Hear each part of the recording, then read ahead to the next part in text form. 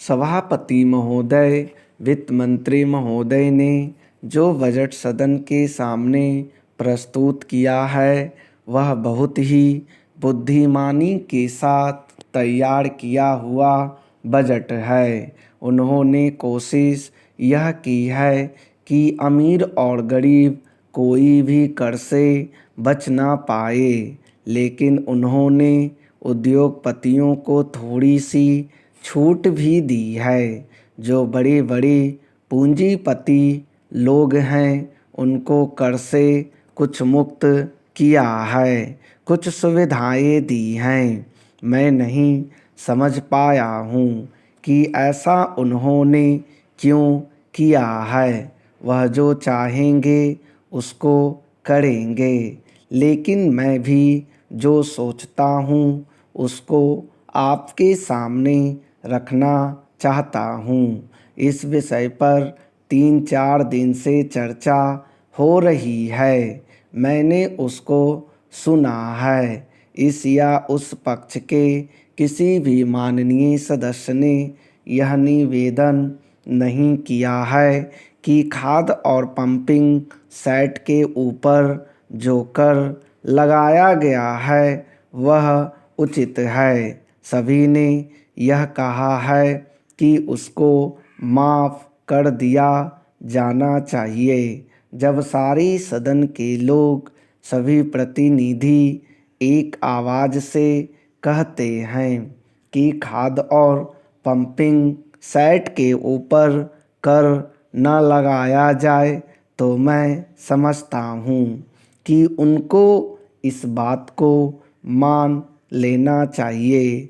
ऐसी कोई बात नहीं की जानी चाहिए जिससे किसान रुष्ट हों, उनके उत्पादन में बाधा पड़े। भारत गाँवों में बसता है। 80% लोग गाँवों में रहते हैं। हम गांधी जी के विचारों का अनुपालन करते हैं। गांधी जी ने जो कुछ भी कहा गांव के लोगों के लिए कहा, ग्रामीण जनता के लिए कहा। उन्होंने गाँवों के लोगों को उठाने की बात कही। कोलकाता, चेन्नई, मुंबई, दिल्ली आदि शहरों के रहने वाले लोगों की ही उन्नति हो और गाँवों में रहने वालों की ना हो, ऐसा उन्होंने कभी नहीं कहा। वित्त मंत्री महोदय भी गांधी जी का शिष्य अपने आप को कहते हैं और उनका रूप अपने रूप में देखते हैं, और वह हैं भी। इसलिए उनका यह कर्तव्य होना चाहिए कि गांधी जी के विचार के अनुसार वह सारे देश में मद्य निषेध को कार्यान्वित करें। चूँकि हमारा कृषि प्रधान देश है, इसलिए वह पशुधन को बढ़ाएं, उन्नति की व्यवस्था करें और सारे देश में गौवध को बंद कर दें। सरकार ने यह संकल्प लिया है कि हिंदुस्तान में समाजवादी समाज और लोक कल्याणकारी राज्य की स्थापना की जाएगी। इस समय देश में आर्थिक विषमता अधिक है। सभापति महोदय, एक व्यक्ति की आमदनी 3-4 आने और दूसरे की 10-20 हजार रुपये है। अगर वित्त मंत्री महोदय इस विषमता को दूर नहीं करेंगे तो समाजवाद का नारा बिल्कुल कोरा और कागजी सिद्ध होगा। इस देश में 8-10 करोड़ हरिजनों का एक ऐसा वर्ग है जिसकी आर्थिक स्थिति बहुत गिरी हुई है। इस बजट में उनकी उन्नति और कल्याण की योजनाओं का समावेश होना चाहिए। वित्त मंत्री ने 1500 करोड़ रुपए के जो कर लगाए हैं उनसे देश के आम आदमियों की हालत खराब हो गई है।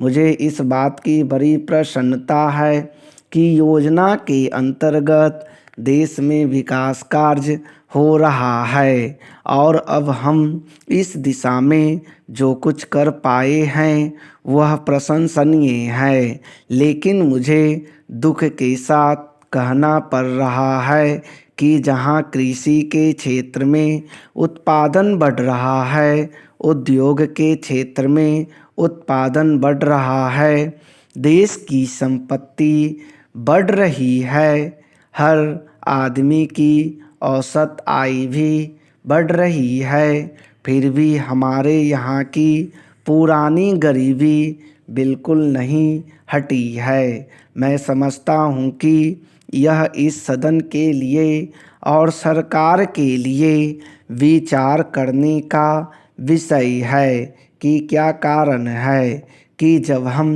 55 वर्ष से अपने देश की गाढ़ी कमाई का रुपया और दूसरे देशों से कर्ज लेकर बड़ी बड़ी रकमें देश के विकास के लिए खर्च कर रहे हैं और देश में धन भी पैदा हो रहा है, तब भी देश में जो लोग गरीब हैं उनकी गरीबी दूर नहीं हो पा रही है।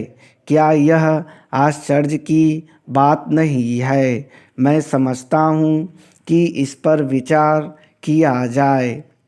यह ठीक है कि हम समाजवाद के रास्ते पर जा रहे हैं, लेकिन समाजवाद के रास्ते पर ठीक ठीक चलें तो भी हम यह अनुमान नहीं लगा पाते कि कितने वर्षों में हमारे देश की गरीबी दूर होगी। यह ठीक है कि हम योजना के तरीके पर काम कर रहे हैं, लेकिन इस बात को देखने की आवश्यकता अब पैदा हो गई है कि देश में जो धन पैदा होता है वह कहाँ जाता है। इतनी प्रगति होने पर भी हम देखते हैं कि गरीबी दूर नहीं हो पा रही है। गरीबों को खाने के लिए अन्न नहीं मिलता, पहनने के लिए कपड़ा नहीं मिलता। इसका क्या कारण है? यह गंभीरतापूर्वक सोचने की बात है। यह समस्या समाजवाद का प्रस्ताव पास करने से ही हल नहीं होगी। उपाध्यक्ष महोदय, मैं राष्ट्रपति महोदय के भाषण पर जो धन्यवाद प्रस्ताव है उसका समर्थन करने के लिए खड़ा हुआ हूँ।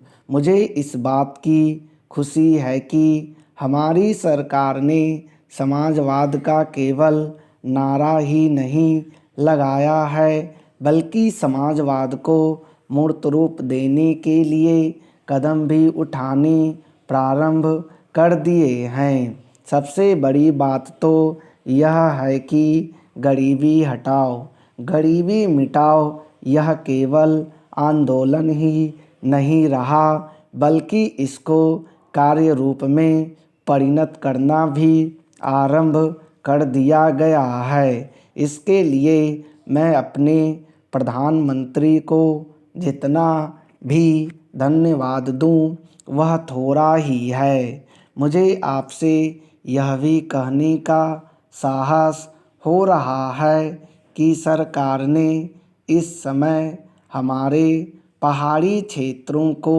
पूर्ण राज्य का दर्जा दे दिया है। आज तक तो वे बिल्कुल पिछड़े हुए थे। मैं आपसे यह कहने का भी साहस कर रहा हूँ कि पहाड़ी और सीमा के क्षेत्रों को राज्य का अधिकार तो दे ही दिया गया है, उनको यह अवसर भी दिया गया है कि वे अपने पिछड़े हुए इलाके को उन्नत बनाने के लिए स्वयं प्रयत्न करें और अपने पैरों पर खड़े हों।